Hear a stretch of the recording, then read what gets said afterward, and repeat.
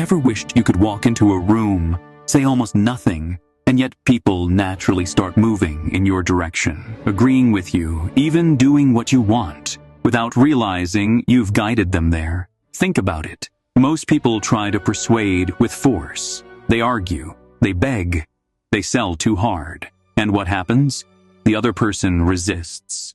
They dig their heels in, because nobody likes to feel controlled. But the men who truly hold power, they don't push, they pull. They make people believe it was their own idea all along. That's why Machiavelli, Robert Greene, and every master strategist in history understood this. Real influence is invisible. The truth is, control doesn't come from shouting louder or proving you're right. It comes from subtle cues, silent leverage, and psychological triggers that work underneath the surface. The kind of influence so quiet, the other person never questions it, because they think they're the one in control.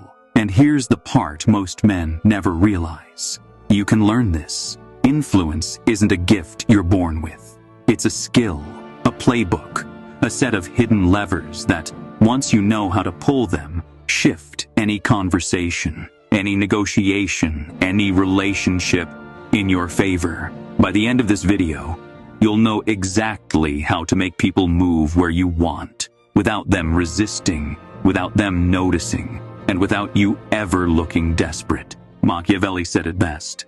The best fortress is to be found in the love of the people. But he knew that fortress wasn't built by demanding loyalty. It was built by making people feel they wanted to give it freely. That's the art you're about to learn. How to plant ideas, bend perspectives, and guide choices while they think it's all their own. Here's the mistake most men make. They think influence is about convincing. They think if they explain enough, argue enough, prove enough, eventually people will agree. But that never works. Why? Because the moment someone feels you're trying to push them, their natural instinct is to push back. That's why true power is subtle. It's about guiding without looking like you're guiding. It's about planting the seed so deep in someone's mind that when it grows, they believe it was their own thought all along. That's why people follow willingly, because they feel free, even when you're the one pulling the strings. Think about the last time someone convinced you to do something. Chances are, it wasn't because they argued better. It was because they framed it in a way that made you want it too. And this is the first principle of hidden influence. Make them believe it was their idea. So let's get practical. Here are the first two weapons of silent control, taken straight from the darkest playbooks of power. Weapon 1. The illusion of choice. People hate being told what to do, but they love choosing. The trick? Only give them options that lead to your outcome. Example, instead of saying, "We need to meet at 7, you say, "Do you prefer 7 or 7:30? Either way, you've anchored the decision where you wanted it. They feel in control, but you're the one guiding the path. Weapon 2, frame the interaction.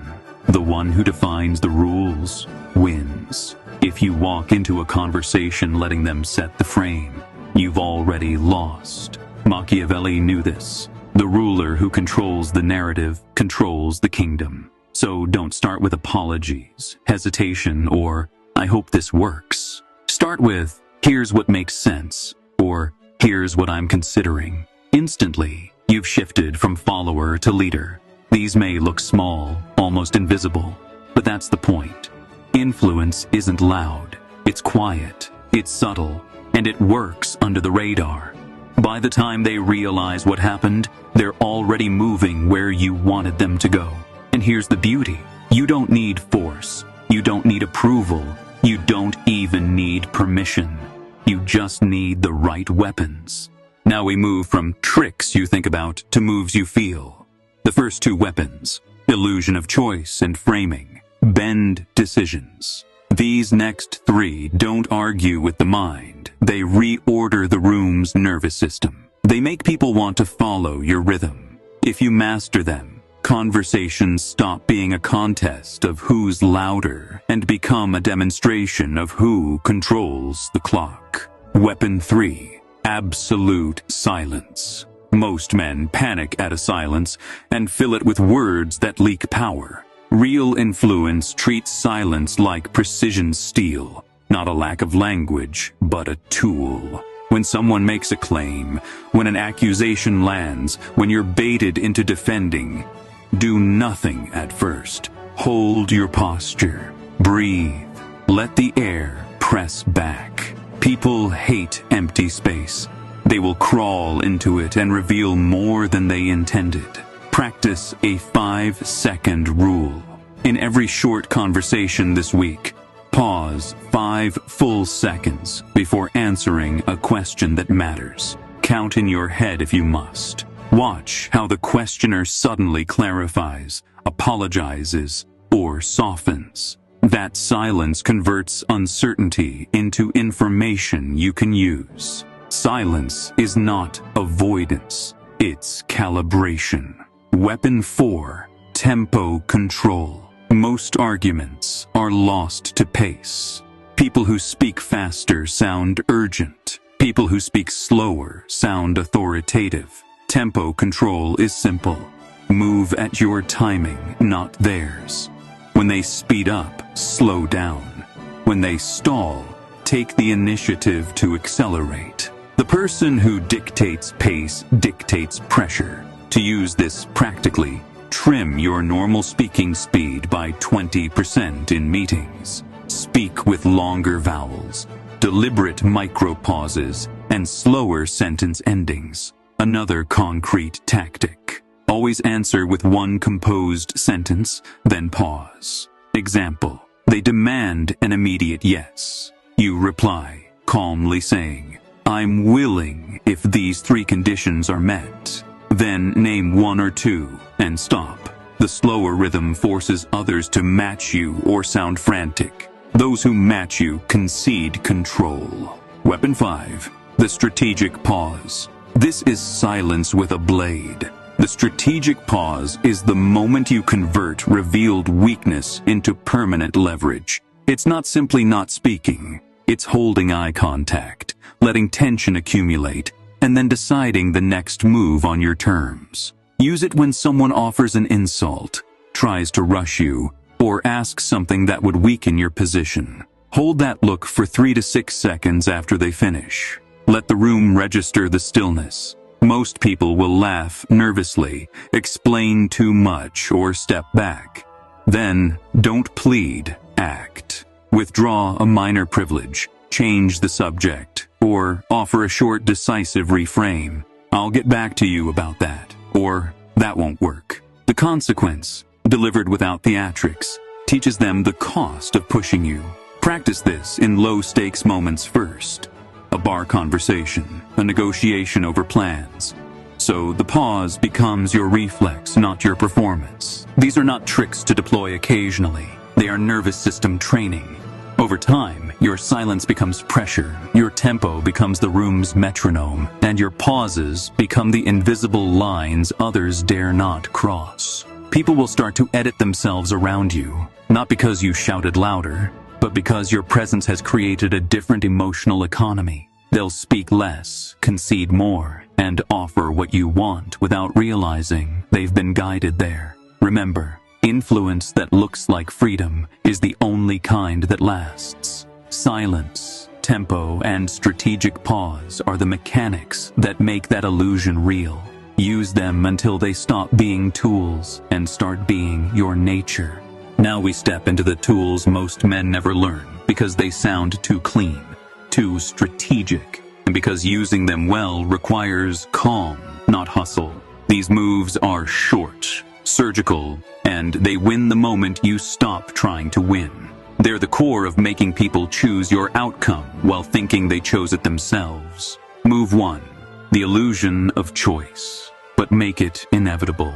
This is the crown jewel. Don't ask for permission. Offer options that both lead where you need them to go. Real people respond to autonomy. They don't respond to commands. So give them 2 doors and build the hallway they travel down. Instead of, can we reschedule? Say, we can do morning or afternoon. Which works better for you? Both answers anchor to your timetable. In negotiation, we can move forward with Plan A, which secures X, or Plan B, which delays but adds Y. Which do you prefer? They pick, they commit, they rationalize, and you controlled the frame. In every decision this week, present only 2 choices, both acceptable to you. Log reactions. Watch how resistance softens when people think they're in charge. Move 2. Redirect the spotlight. Turn predators into performers. When someone attacks or tries to trap you, redirect the pressure onto them without appearing defensive.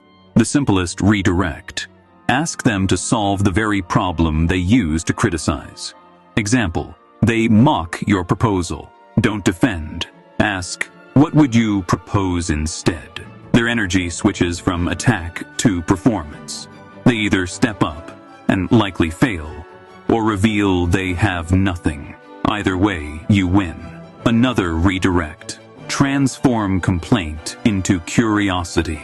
If someone says, that was a poor choice, reply with, interesting.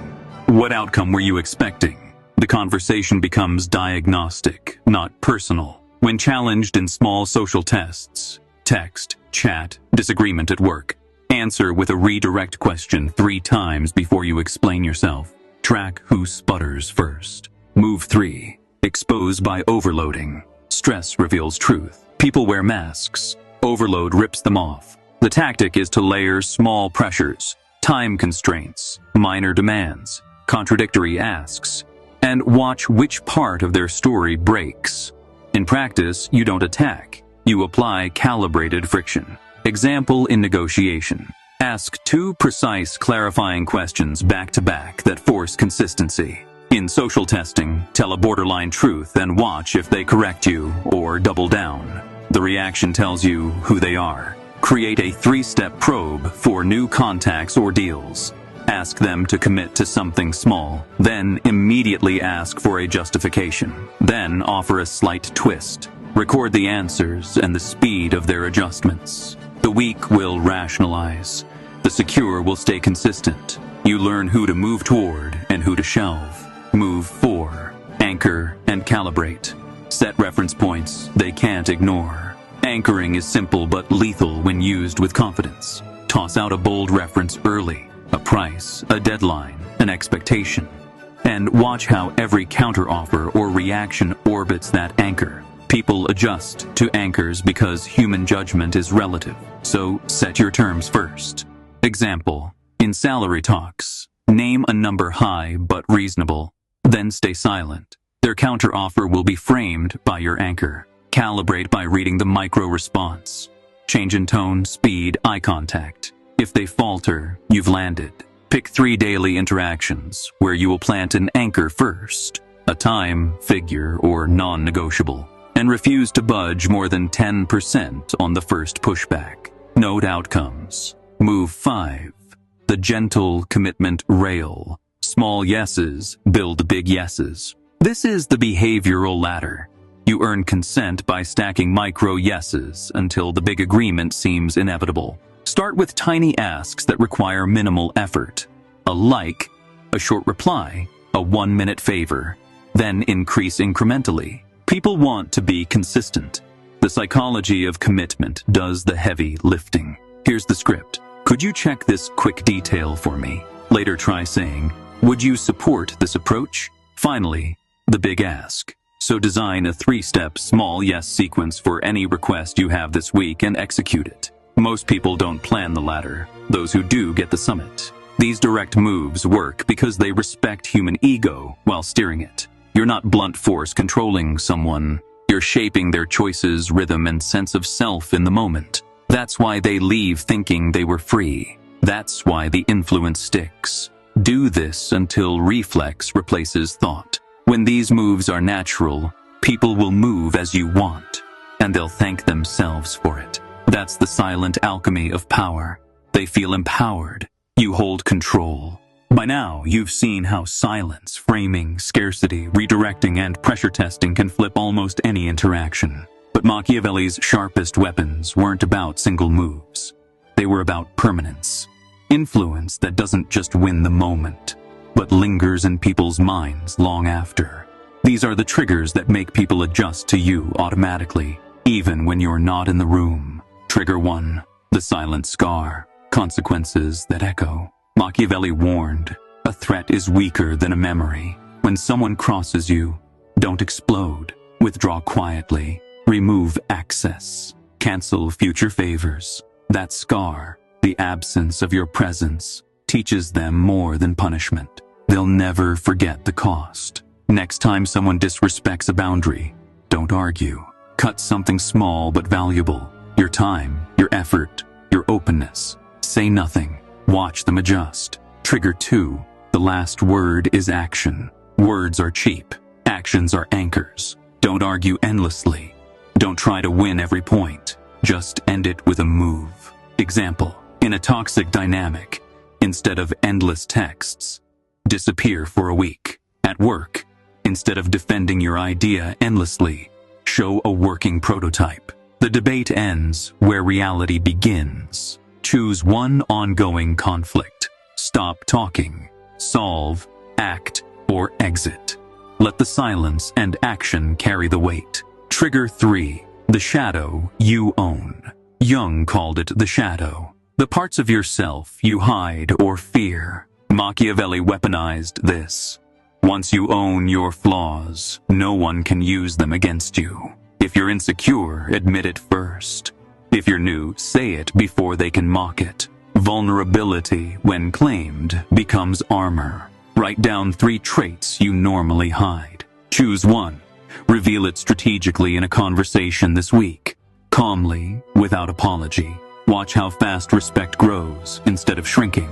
Trigger 4. The presence that needs nothing. The final shift isn't about what you say or do. It's about what you radiate. Walk into a room with the energy of someone who doesn't chase, doesn't beg, doesn't fold. That calm confidence bends reality. Machiavelli called it gravitas, the weight of being untouchable. Next time you enter a group setting, hold back your words for 5 minutes. Sit, watch. When you finally speak, notice how much more weight your words carry. When you combine these triggers, something permanent happens. You stop chasing leverage. You are leverage. People second guess before crossing you. They lean in without knowing why. They adjust their tone, their choices, their behavior, simply because your presence demands it. This isn't about manipulation for the sake of ego. It's about designing your life so no one can use you, dismiss you, or disrespect you again. You control not by force, but by invisible gravity. And the cold truth? Once you cross this line, you can't go back. Because once you've seen people bend unconsciously to your frame, you'll never tolerate being powerless again. Up until now, you've been stacking tactics, silence, scarcity, framing, consequence. Each one works. But real power begins when these moves stop being tricks and become who you are. First, kill the need for validation. The moment you depend on approval, you've already surrendered. Second, protect your energy like territory. Not everyone gets access. The more scarce you are, the more valuable you become. Third, own your shadow. What you hide, others can weaponize. What you embrace, no one can touch. Fourth, build presence, not noise. Speak less, but make every word land. Sometimes silence is the heaviest weapon in the room. And when these shifts combine, something changes. You stop chasing respect. You command it. You stop proving yourself. People prove themselves to you. That's what Machiavelli meant when he said, "He who wishes to be obeyed must know how to command." Command isn't about words. It's about presence. It's about the man who doesn't need permission, doesn't need validation, doesn't need to explain. He just is. And when you become that man, respect isn't optional anymore. It's automatic.